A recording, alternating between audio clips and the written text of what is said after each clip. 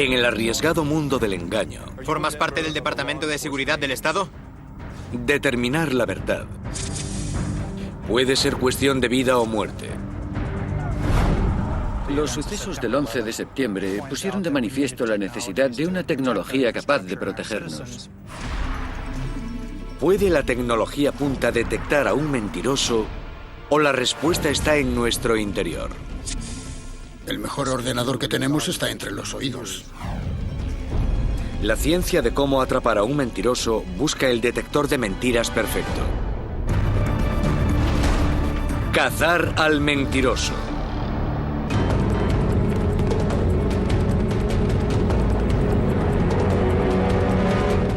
Se trata de la forma más común de engaño, y todos somos culpables de ello.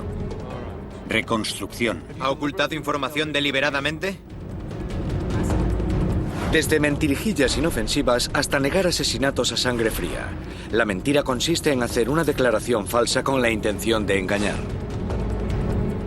Todo el mundo miente. Creo que es inherente al comportamiento del ser humano. La mentira puede aparecer de muchas maneras, pero todas tienen en común que se pretende engañar. Esa es la clave, y uno debe ser consciente de que está engañando.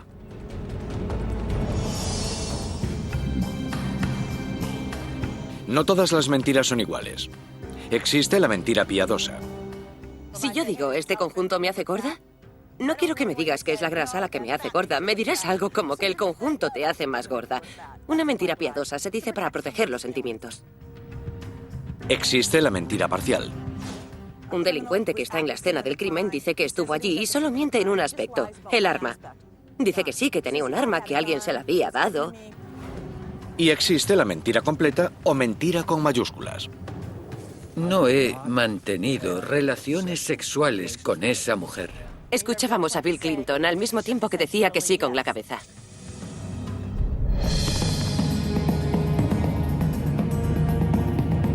¿Cómo podemos descubrir a un mentiroso?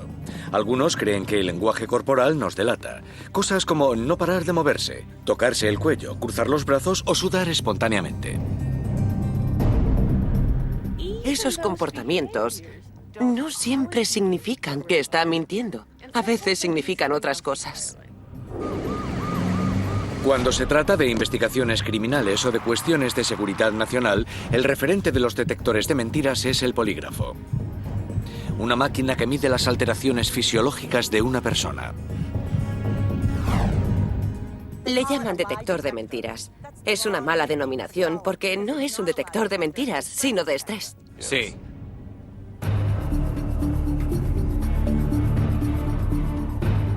El polígrafo detecta la ansiedad emocional asociada con estar diciendo una mentira arriesgada. Es decir, una por la cual el mentiroso se enfrentaría a consecuencias graves si lo cogieran. Cuando el riesgo es elevado, acabas involucrando al sistema nervioso. El sistema nervioso cambia el ritmo cardíaco y la presión sanguínea. Eso es lo que mide el polígrafo. Los expertos en poligrafía utilizan instrumentos informatizados, así como este sistema analógico probado que se lleva utilizando unos 50 años. Existen cambios anatómicos en el cuerpo que solo se pueden detectar cuando una persona toma la decisión consciente de mentir. Existe una relación real entre cuerpo y mente. Sí. ¿Vale? El experto en poligrafía Jack Trimarco es uno de los mejores.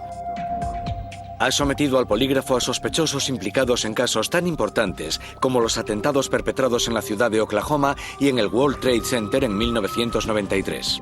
Extiende los brazos delante de ti como si fueras a sumergirte en una piscina. El polígrafo recoge 4 tipos de información fisiológica. Los tubos ondulados situados alrededor del abdomen y de la parte superior del torso monitorizan la función respiratoria. Las placas de los dedos monitorizan la resistencia eléctrica de la piel y un manguito de presión arterial recoge los cambios en la actividad cardíaca. Debo pedirle que responda con sí o no, ¿de acuerdo? Los examinadores hacen muchas preguntas diferentes, algunas de ellas irrelevantes. ¿Es usted una buena persona? Sí. Otras preguntas son relevantes. Esas son las que realmente interesan al examinador. ¿Robó dinero del banco de Willow el 5 de septiembre de 2008? No. Si el sospechoso Sí. dice la verdad, no habrá ninguna respuesta fisiológica relacionada. Sin embargo, si miente y sabe que está diciendo una mentira, habrá una reacción. Si dicha reacción es sistemática y significativa, al final no superará la prueba del polígrafo.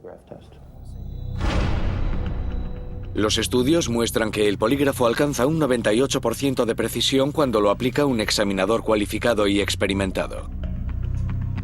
Es tan preciso que incluso grupos no gubernamentales lo utilizan. Con estos datos parece improbable que un individuo pueda burlar el polígrafo. ¿O puede?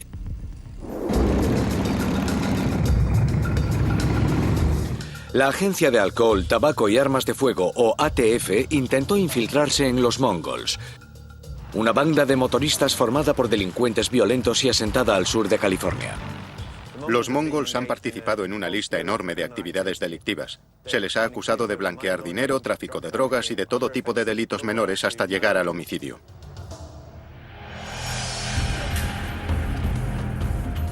Agentes encubiertos de la ATF, disfrazados de moteros, intentan iniciarse en la banda.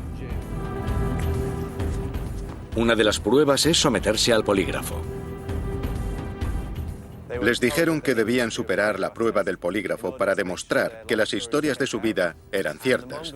Los Mongols contrataron a un examinador privado y miembros armados de la banda estuvieron de pie tras el agente encubierto mientras se le sometía al polígrafo para saber si su historia era legítima.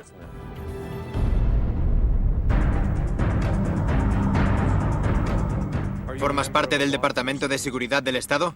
No. Un fiscal federal me dijo que realizaban cierto tipo de entrenamiento para pasar la prueba del polígrafo. ¿Proporcionarías pruebas contra los mongols al Departamento de Seguridad? ¿Lo harías o no? Contesta. Engañar o mentir de forma convincente es una parte importante del trabajo del Departamento de Seguridad. Tienes que ganarte la confianza de los delincuentes y criminales que estás investigando. Tienen que ser personas muy valientes y capaces de controlar sus miedos.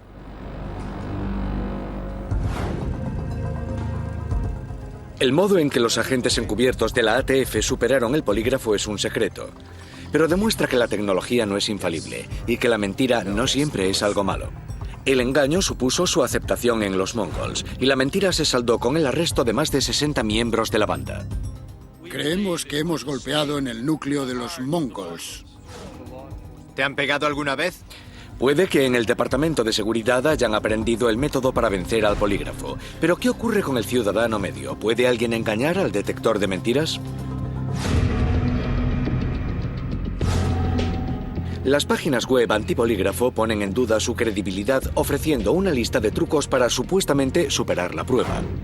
Algunos de los métodos de los que he oído hablar son poner antitranspirante en las yemas de los dedos porque es ahí donde miden la transpiración. Otra es realizar una operación matemática 22 menos 16 más 9 porque te distrae y el polígrafo registra ausencia de estrés. Y el viejo mito que siempre se escucha es poner una chincheta en el zapato. Cuando respondes a una pregunta, haces fuerza sobre ella. Los retractores del polígrafo sostienen que la presión del pulgar sobre la chincheta al responder verazmente a las preguntas, así como cuando se miente, causará una respuesta al dolor similar y por tanto inhabilitará la prueba. Sin embargo, el peligro es que los examinadores con experiencia cuentan con sus propios métodos para descubrir las tácticas de engaño. Animamos a aquellos que pretenden mentir que utilicen la chincheta porque es una de las formas más sencillas de detección. Las reacciones son desproporcionadas en comparación con lo que deberían ser. Esos charlatanes les dicen a la gente cómo engañar al polígrafo, cuando en realidad a quien debes engañar es al examinador. Por tanto, todo depende de la experiencia, de dónde se formó ese examinador y de quién fue su mentor.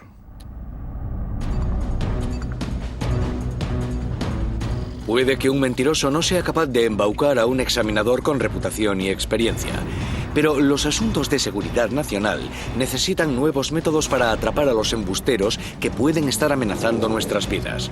Las nuevas tecnologías empleadas en este campo hacen que sea prácticamente imposible mentir sin ser descubierto.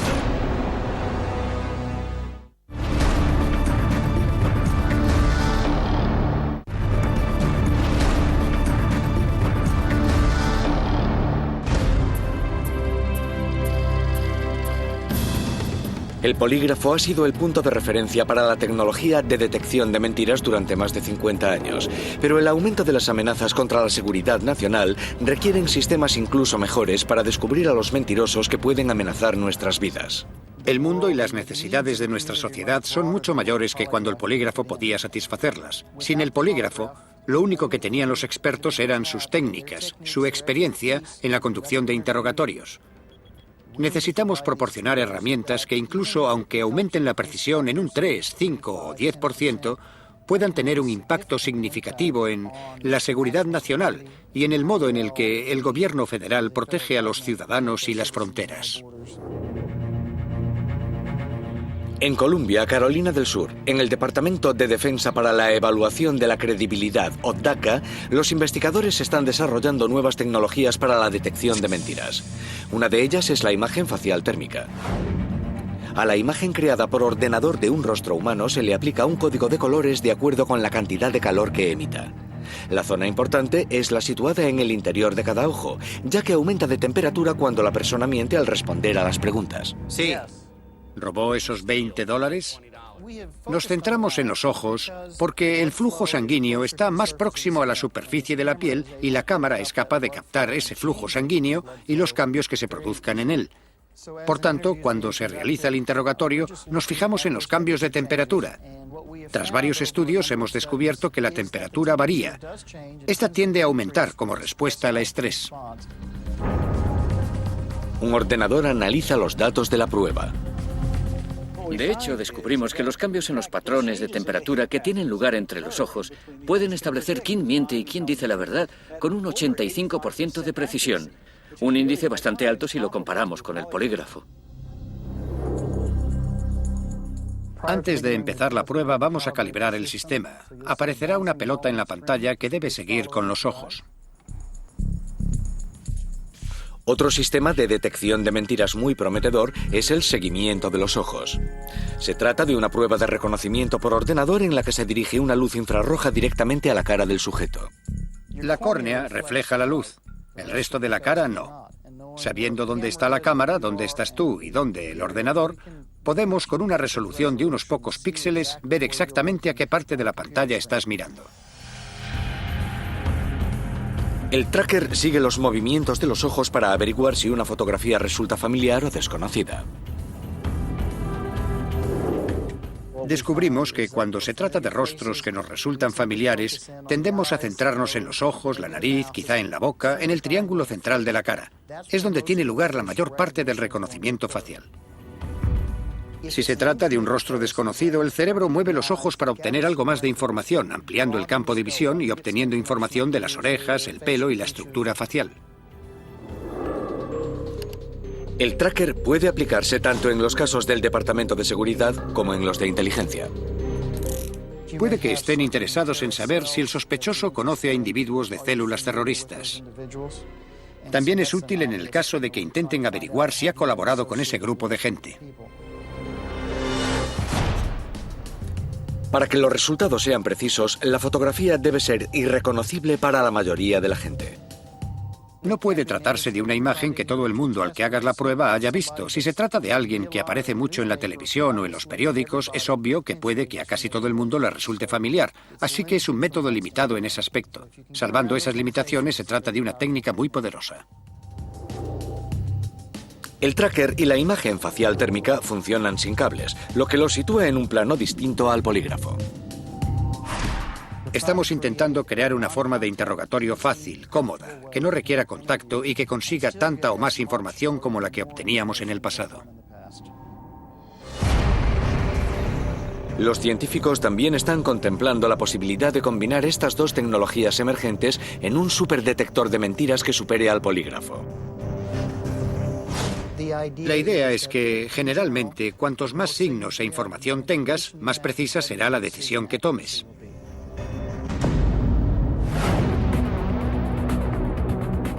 Sin embargo, a pesar de todos estos nuevos y sofisticados aparatos, otros se decantan por un acercamiento menos tecnológico.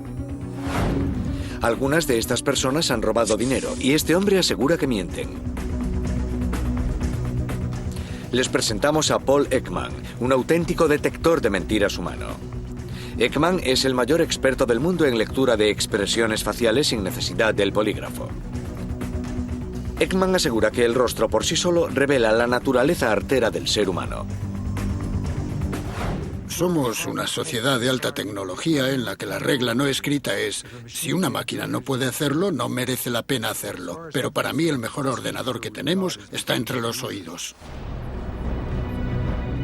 Ekman busca movimientos de cejas, sonrisas, tics, frunces de ceño, sonrisitas y arrugas. Expresiones que pueden señalar una mentira. Cuando abrí el sobre no estaba allí, así que no pude coger lo que no había. Justo ahí acaba de hacer algo, mirar hacia arriba. Si te lo inventas sobre la marcha, no has tenido tiempo de ensayarlo y prepararlo. Esta es la primera expresión que sugiere que quizá no esté diciendo la verdad. Ekman escanea los rostros en busca de microexpresiones. Se trata de expresiones faciales intensas e involuntarias que duran menos de medio segundo. La mayoría de la gente no es capaz de reconocerlas, pero Ekman sí. Dentro de ese corto espacio de tiempo, las microexpresiones suelen revelar emociones como la ira, el miedo, el asco y el desprecio. Todas ellas pueden estar encubriendo una mentira. Una microexpresión puede ocurrir debido a la elección deliberada de ocultar cómo te sientes, o cuando reprimes la emoción que sientes, incluso cuando no eres consciente de que la reprimes. Todo el mundo puede aprender a verlas, y una vez que las ves, nunca más pasan desapercibidas. Parte de la acción de mentir consiste en poner una cara falsa. Sin embargo, los mentirosos no poseen un control total de sus expresiones faciales. Este hombre tiene todo el tiempo ese movimiento de cejas durante todo el interrogatorio. Vi el dinero y cerré la caja, eso fue todo. Es un signo de temor. ¿Cogiste el dinero de allí? No.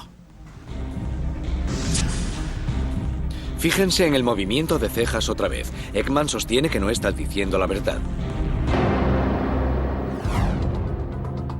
El sujeto desconoce que su cerebro se encuentra en un tira y afloja entre la región subcortical interna, el centro de las señales nerviosas, y la corteza motora primaria que controla los movimientos faciales tales como levantar las cejas.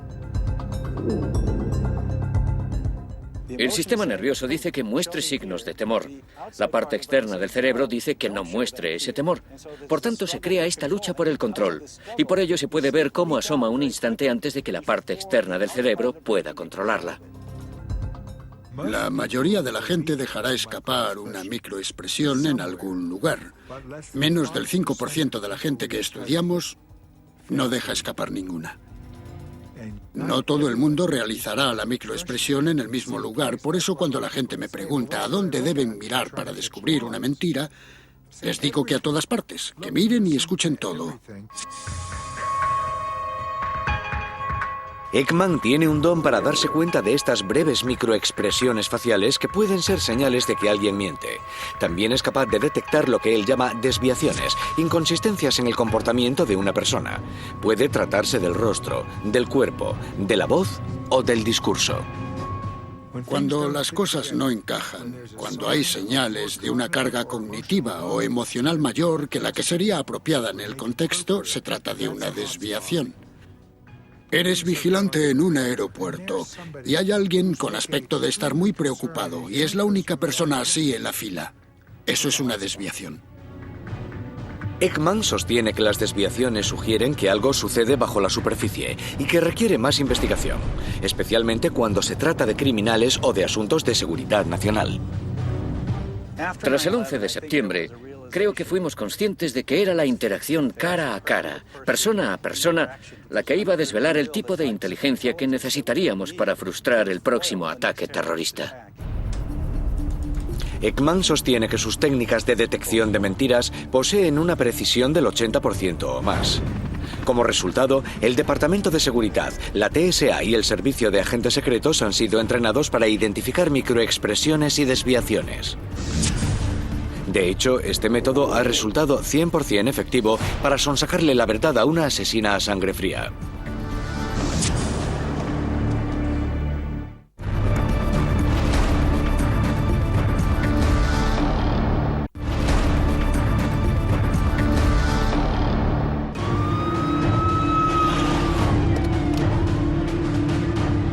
¿Pueden mirar un instante a la cara de alguien y saber si ha cometido un crimen atroz? Paul Ekman, conocido como el detector de mentiras humano, sostiene que es posible detectando desviaciones. Estas son inconsistencias en la conducta, aspectos que no encajan y que sugieren que puede estar ocultando algo. Veamos otra vez el pequeño movimiento facial. Ekman imparte cursos de entrenamiento para que los asistentes sean capaces de detectar desviaciones en personas que pueden suponer una amenaza. Sus técnicas han ayudado a Roy Pascal a encontrar la verdad en un caso de homicidio. Lo último que aprendí de Ekman es la falacia de los presentimientos, la falacia del instinto. Pascal es un artista forense y antiguo teniente del Departamento de Seguridad de Carolina del Sur. Ha realizado un sinfín de retratos de sospechosos basándose en las declaraciones de los testigos. En gran cantidad de casos, tras realizar el retrato, el detective me preguntaba si creía que esa persona estaba diciendo la verdad. Algunos de ellos eran crímenes muy graves, no se podían tomar a la ligera. Por tanto, en cierto momento sentí que debía ir más allá de mi instinto o de una suposición e intenté ver qué ofrecía la comunidad científica para decidir si alguien decía la verdad. Pascal ha estudiado los métodos de detección de mentiras de Paul Ekman y también coincide en que el comportamiento verbal y no verbal es clave para la identificación del engaño. Te da las claves, más allá del instinto de un presentimiento, para decidir si está diciendo la verdad. La habilidad de Pascal para detectar mentiras fue sometida a la prueba de fuego en 1994. En aquel entonces, Susan Smith, de 23 años y original de Union, Carolina del Sur, declaró que un afroamericano armado le había robado el coche y secuestrado a sus hijos pequeños. Quiero decirle algo a mis niños. Mamá os echa muchísimo de menos. Y papá también os quiere muchísimo. Niños, ahora tenéis que ser fuertes.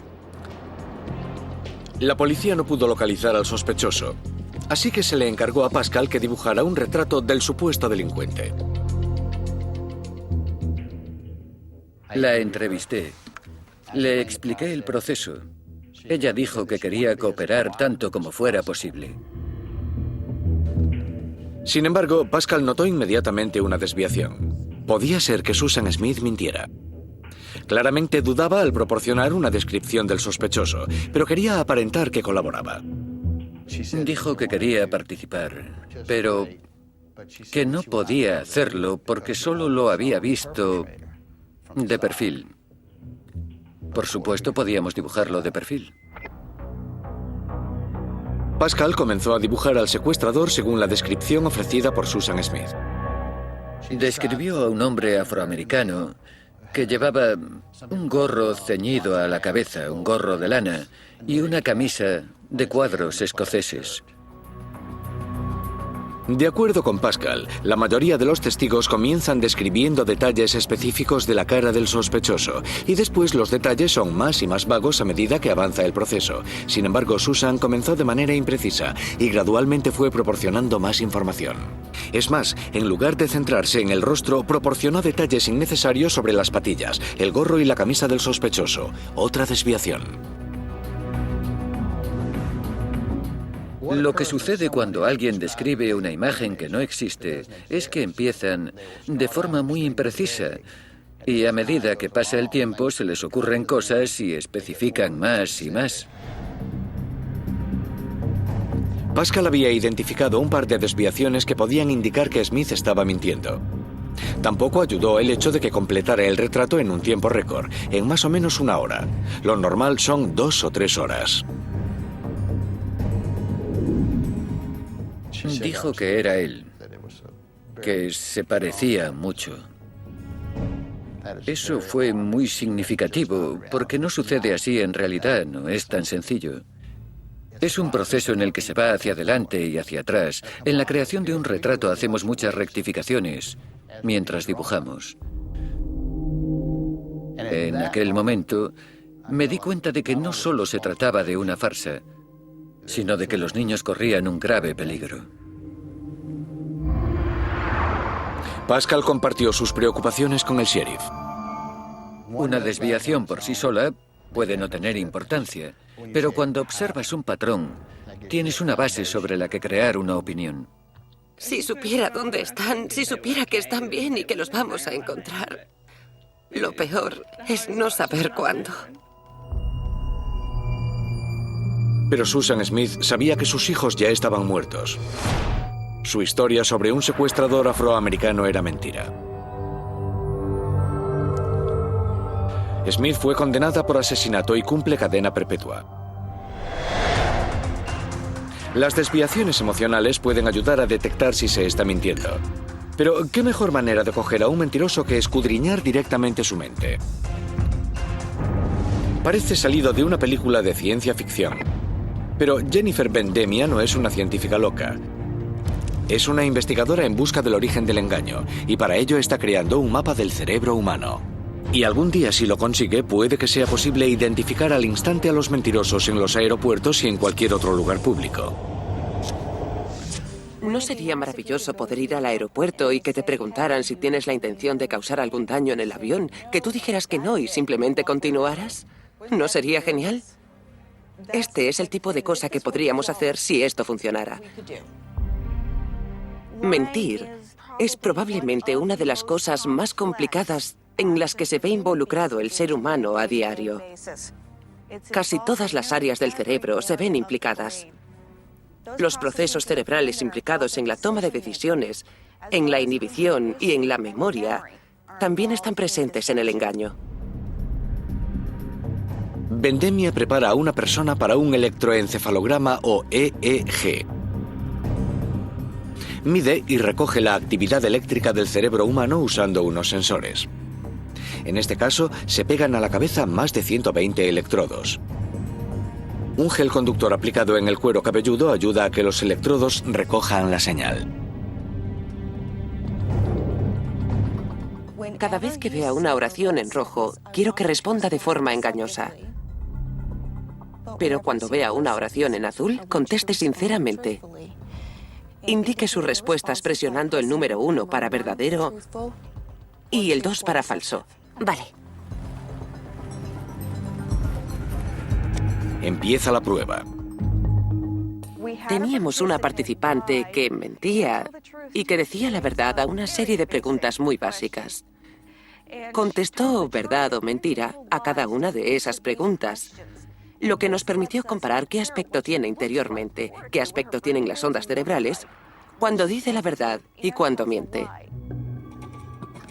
Bendemia recoge unas ondas cerebrales específicas llamadas potenciales relacionados con eventos o PRE. Aparecen unos milisegundos después de que aparezca la afirmación verdadera o falsa. A Laura le llevó más tiempo mentir que decir la verdad. La forma de la onda relacionada con el proceso de toma de decisiones, voy a mentir, le lleva más tiempo que el proceso de toma de decisiones, voy a decir la verdad. La altura de la onda es menor cuando se trata de una mentira que de una verdad, lo que significa que se necesita más poder mental para engañar. El mentiroso tiene que inventarse algo, debe ocultar, fabricar o distorsionar la información de algún modo, y eso conlleva un esfuerzo mental extra. Tiene que pensar si tiene sentido, si es creíble. La carga cognitiva es mayor cuando el embustero trata de hablar con la otra persona.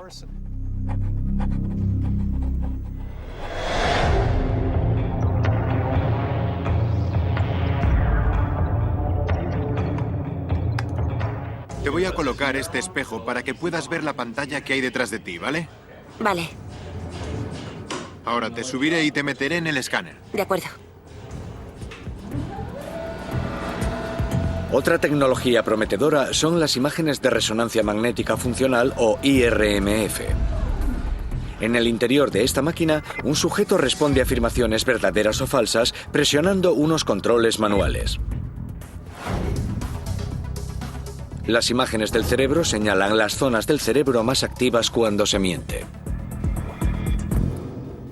Cuando mentimos, hay más actividad en la corteza que cuando decimos la verdad.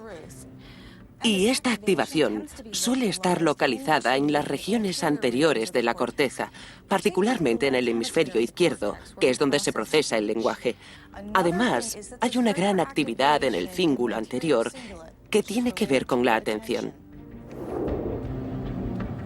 Los escáneres cerebrales mediante IRMF pueden ser una de las formas más fiables para coger a un mentiroso.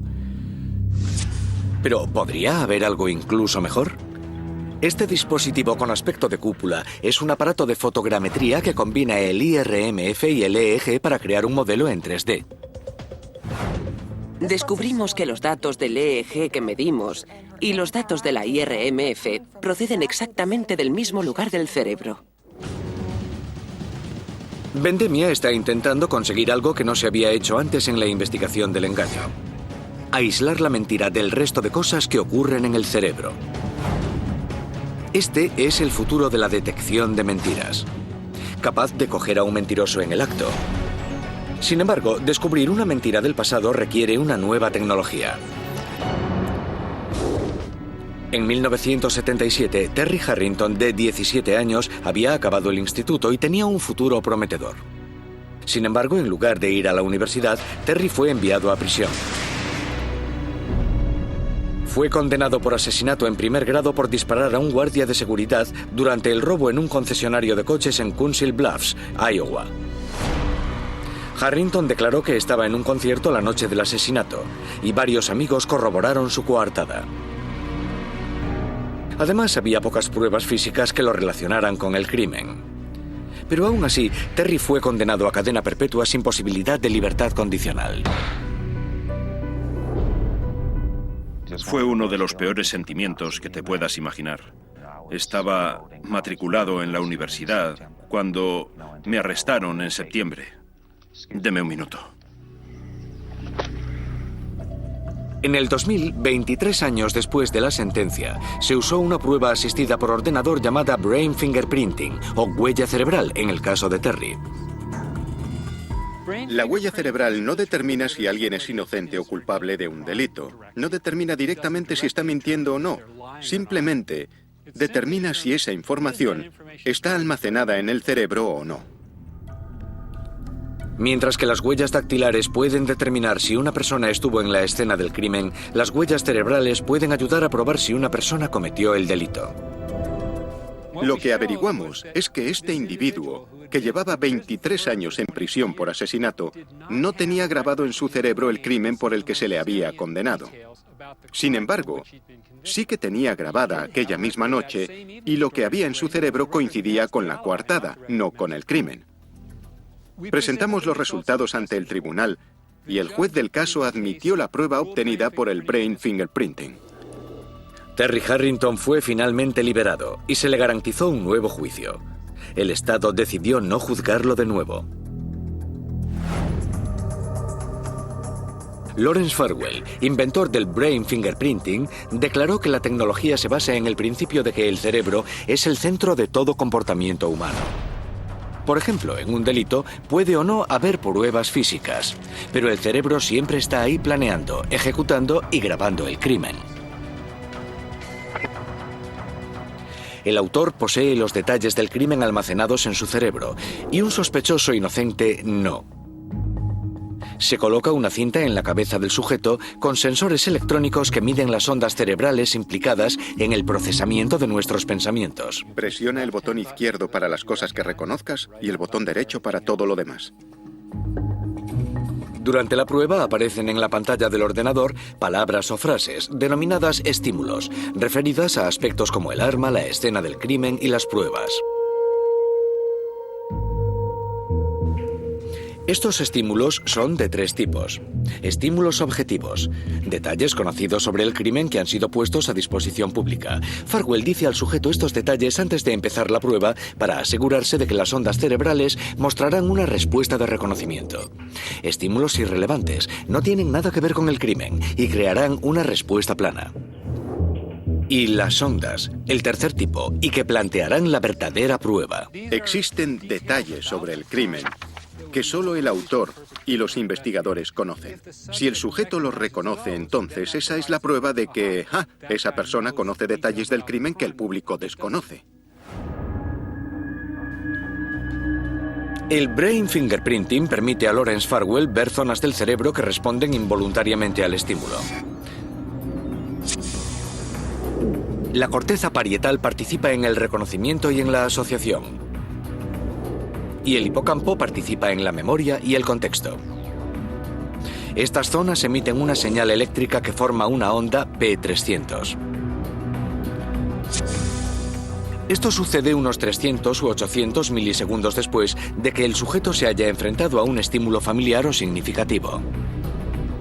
Si una persona muestra una onda como esta en la respuesta cerebral, sabemos que reconoce y encuentra significativo lo que se le ha mostrado. El ordenador determina el resultado de la prueba. Compara matemáticamente las respuestas a los diferentes estímulos. Al ver estas frases, estas cosas que sabemos que sabe, el cerebro dijo ¡ah! Y obtuvimos como respuesta una onda P300. Cuando vio el estímulo irrelevante, no lo reconoció y por tanto no hay la misma respuesta. Se trata de una línea plana, ya que no hay una onda P300 como respuesta. En cuanto a las ondas, no reconoce esos detalles del crimen y esa es la prueba de que no estuvo en la escena del crimen. Aunque sea tan infalible como parece, el Brain Fingerprinting no declara inocente o culpable. El Brain Fingerprinting no es absoluto, no dice, aquí está tu asesino. Dice si una persona conoce o desconoce información específica sobre el crimen y el juez y el jurado deben tenerlo en cuenta como el resto de las pruebas. Farwell sostiene que el Brain Fingerprinting posee un 99% de precisión, un porcentaje mayor que cualquier otra tecnología de detección de mentiras. No se puede engañar al Brain Fingerprinting. Yo inventé esta tecnología y no sé cómo engañarlo. El Brain Fingerprinting podría convertirse en las ondas del futuro, separando a los culpables de los inocentes, a las personas honestas de los embusteros. Sin embargo, todavía queda una cuestión. ¿Son ciertas personas más propensas a la mentira o estamos todos programados para engañar?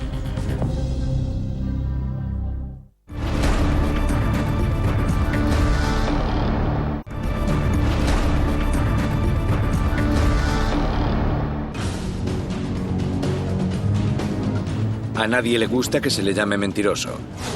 Pero la verdad es que mentir es ya una parte tan importante de nuestras conversaciones diarias que pocas veces lo notamos, y la mayoría de las veces no creemos que estemos mintiendo en absoluto. Ahí está la clave. Debes saber que estás mintiendo. Por muy raro que parezca, si crees que es verdad, no es una mentira.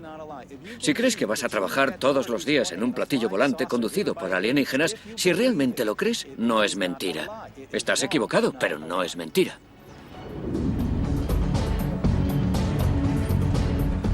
¿Cuánto miente de media una persona conscientemente? La psicóloga Bella De Paul ha estudiado la frecuencia con la que mentimos. Pidió a casi 150 personas que recogieran en un diario todas las mentiras que decían a lo largo de una semana, y el resultado es perturbador. Más de 1500 mentiras. Creo que la conclusión es que todo el mundo miente, todos los días, o incluso varias veces al día. La mayoría de las mentiras de los sujetos examinados eran intrascendentes, las llamadas mentiras piadosas, que protegen los sentimientos de los demás o que hacen que el mentiroso parezca una persona mejor. Cosas como, oh, ya te llamo, estás genial, llego tarde porque me pilló un atasco. ¡Qué buena idea! Y me encantan tus amigos. Si no te pillan, son una buena apuesta a corto plazo. La mayoría de los examinados están seguros de que nadie descubrió el engaño. Que ellos sepan, en más del 70% de las mentiras que contaron, nadie se dio cuenta de sus embustes, así que se sienten confiados por una buena razón. Pero, ¿mentir es un comportamiento aprendido o estamos programados para engañar? Las personas deben utilizar el cerebro de forma activa para mentir. Deben planear y ejecutar su decisión de mentir y engañar. El desarrollo de las imágenes cerebrales en la investigación durante las últimas décadas ha abierto una nueva vía para que los científicos puedan observar las funciones cerebrales durante el proceso de engaño. La científica Yaling Yang descubrió que el cerebro de los mentirosos patológicos, aquellos que mienten de forma compulsiva, parece funcionar de forma distinta al de aquellos que dicen mentiras piadosas de vez en cuando. Mienten acerca de todo, sobre cosas aleatorias, y algunos de ellos admiten disfrutar mintiendo. Y no parece que les preocupen las consecuencias. Yang utilizó las imágenes de la resonancia magnética o IRM para comparar el cerebro de los mentirosos patológicos con el de un grupo de control sin antecedentes como mentirosos compulsivos. Encontramos un 25% más de sustancia blanca prefrontal en los mentirosos patológicos que en el grupo de control. La sustancia blanca consiste en el tejido conectivo que transmite las señales eléctricas a los grupos neuronales conocidos como sustancia gris y que procesan la información. Básicamente, la sustancia gris puede compararse a un ordenador, mientras que la sustancia blanca son los cables conectados a este y que unen las diferentes ideas. Cuanta más sustancia blanca haya, más conexiones, y más rápido viajará la información de un lugar a otro. De este modo es más sencillo que los sistemas trabajen juntos y realicen una tarea. La IRM mostró que los mentirosos crónicos poseían más sustancia blanca en las zonas del cerebro que permiten a la mayoría de la gente tomar decisiones morales. Identificar la cantidad de sustancia blanca del cerebro puede ser útil algún día para identificar sospechosos. La corteza frontal orbital es muy importante en la toma de decisiones, mientras que la parte inferior y media de la corteza frontal es importante para ejecutar dichas decisiones. Así que creemos que el aumento de sustancia blanca en las zonas prefrontales puede suponer una gran ventaja para el mentiroso patológico a la hora de mentir, sin necesidad de realizar tanto esfuerzo como para aquellos que no tienen tanta sustancia blanca en el cerebro.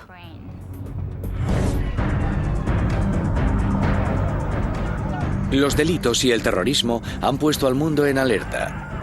Así que la carrera para encontrar el instrumento de detección de mentiras definitivo se ha convertido en una necesidad del siglo XXI. Unas cuantas tecnologías llegarán pronto al mercado, pero ¿cuál de ellas será a prueba de balas? Probemos a combinar el polígrafo con las mediciones cerebrales y con nuestros métodos, y comprobemos no solo cuál es mejor, sino también si existen situaciones en las que combinarlos es mejor que cada uno por separado. Desconocemos la respuesta. Como ciudadano y dados los peligros a los que nos enfrentamos, me indigna no saber la respuesta. Se trata de miedo, se trata de seguridad, y esa es la razón por la que la gente siempre está intentando encontrar el aparato para detectar mentiras más infalible y preciso. Ahora más que nunca, en esta era de incertidumbre, queremos encontrar la verdad. La tecnología y la ciencia trabajan juntas para cazar al mentiroso.